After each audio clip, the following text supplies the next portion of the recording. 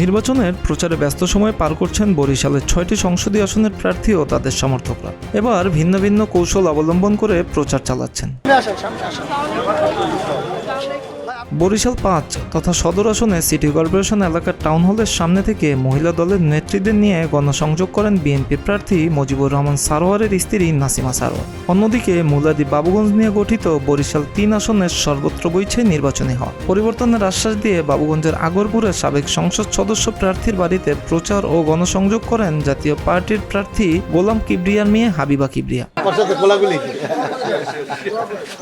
বাবুগঞ্জের রহমতপুরের ঢাকা বরিশাল মহাসড়কে লিফলেট বিতরণ করেন গণ অধিকার পরিষদের প্রার্থী ইয়ামিন এইচ.এম. ফারদিন। এই ধানের শীষের যারা আছি শুধু মুজিবুর রহমান সারোয়ার না, সারা বাংলাদেশ থেকে ইনশাল্লাহ আমরা আশা করব ধানের শীষ বিপুল ভোটে জয়লাভ করবে।